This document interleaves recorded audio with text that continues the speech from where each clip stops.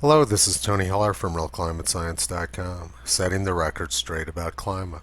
What I'm going to show you in this video was originally going to be part of a much longer story, but I realized that this was a very interesting story in itself. I'm going to start by reading part of a newspaper story from the Canberra Times dated November 21st, 2016. NASA chief slaps down climate skeptic Senator Malcolm Roberts. You hold a number of misconceptions. By Peter Hannum. You appear to hold a number of misconceptions, which I'm happy to clarify at this time, Dr. Gavin Schmidt told Senator Roberts in letters and emails obtained by Fairfax Media. The claim that JIS has removed the 1940s warmth in the Arctic is not correct. The claim that NASA tampered with decades-old Arctic data is a favorite conspiracy theory among global warming skeptics, who argue the current run-up in temperatures, especially at the North Pole, is nothing exceptional, and so action to address climate change is unnecessary. Now we're going to look at the story behind this article. This graph from NASA shows the raw temperature data for the capital of Iceland going back to the year 1900. You can see that the warmest years in Iceland occurred around the year 1940, then they cooled sharply into the 1970s, and then have been warming again since. NASA is constantly altering their station temperature data all over the world, and this is what one version of the Reykjavik temperatures looked like about 7 or 8 years ago. You can see very clearly that they have removed the 1940s warmth, which was present in the raw temperature data. Peter Hannum from the Canberra Times called this conspiracy theory, but these graphs are right off the NASA website. Here's another more recent version taken directly off the NASA website from 2018. In this graph, the yellow line is the raw temperature data and the blue line is the adjusted data. Once again, you can see that they have removed the warmth of the 1940s. And NASA did exactly the same thing all over Iceland. Here are a few other sites where you can see the 1940s warmth has been removed. NASA has very consistently removed the 1940s warmth from the Iceland temperature record. Their desire to do this was discussed by the world's leading climate scientists in this ClimateGate email. From Tom Wigley at NCAR to Phil Jones at the University of East Anglia, copying Ben Santer from Lawrence Livermore National Labs. If we could reduce the ocean blip by, say, 0.15 degrees Celsius, then this would be significant for the global mean, but we'd still have to explain the land blip. It would be good to remove at least part of the 1940s blip, but we are still left with why the blip. It's very clear that they wanted to get rid of the 1940s warmth, and they didn't even have an explanation for why they were going to do it. It's also very clear that that is exactly what they did. They removed the 1940s warmth. 8 years ago, Paul Homewood from the UK questioned the Icelandic Met Office about these adjustments being made by NASA. Here's how Trusty Johnson from the Icelandic Met Office responded. Regarding your questions, A. Were the Iceland Met Office aware that these adjustments are being made? No, we were not aware of this. B. Has the Met Office been advised of the reasons for them?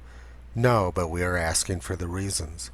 C. Does the Met Office accept that their own temperature data is in error and that the corrections applied by GHCN are both valid and of the correct value?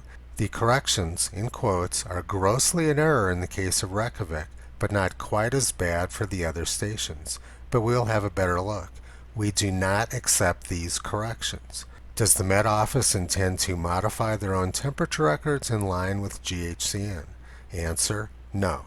It's abundantly clear at this point that the data tampering being done by NASA to remove the 1940s warmth was completely invalid.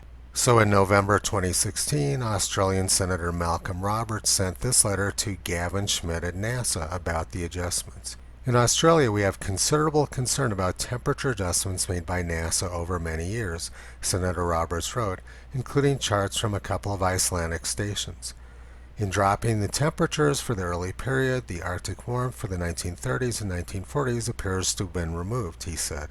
What is your specific reason for doing this? Senator Roberts politely asked some very important questions to NASA about their data handling practices. And NASA and the Canberra Times predictably responded by being rude and declaring conspiracy theory. Gavin Schmidt from NASA responded by saying, I'm aware of who Malcolm Roberts is, and the only surprise is that he is in fact a senator. Gavin Schmidt is a civil servant being paid by U.S. taxpayers, and it's completely inappropriate for him to send this sort of response to a government official in a foreign country. And here's a real stunner down at the bottom of the page. In an email, Charles D. Johnson, senior meteorologist with a specialty in historical climatology at the Icelandic Met Office, told Senator Roberts that the temperature adjustments are quite sound. This is the same Charles D. Johnson from the Icelandic Met Office who is already on the record for saying the corrections are grossly in error and that he rejects them. So it's pretty clear that the climate mafia got to Charles D. Johnson, just like they have to so many other people. He completely reversed his story. But there's more to this intrigue. Here's the letter which Gavin Schmidt sent to Senator Roberts. Remember that Senator Roberts had queried him about the disappearing 1940s warmth, and Gavin Schmidt responded by saying, "It's not my data." He blamed the data tampering on NOAA's Global Historical Climatology Network. Here's what Gavin Schmidt wrote to Senator Roberts. Firstly, in the graphs, you show the data is quite clearly and correctly labeled as originating from GHCN. For your information, GHCN stands for the Global Historical Climatology Network and is a project of the NOAA National Center for Environmental Information, NCEI. This is very important, as I'm going to show you in a minute. NASA is saying that their data is not their own, they get it from NOAA. Now here is where the story gets really interesting. Over the last few months, NASA and NOAA have restored the 1940s warmth to the Arctic. There's now very little difference between the adjusted and the unadjusted temperatures at Reykjavik. And the same thing is now true at other locations in Iceland. After Senator Roberts queried NASA about their obvious fraud, NASA responded by insulting him, and then they went off quietly and fixed the data, thus confirming their own conspiracy theory. You could conclude that all's well that ends well, but that's not the case. NASA's webpage uses this graph as evidence for global warming. They claim that a bunch of independent agencies all came up with the same graph. But if we remember what NASA's Gavin Schmidt said when he was queried about the obviously bad data, he said, "It's not my data. We get our data from NOAA." So there's nothing independent about these agencies. Of course, these graphs all look very similar.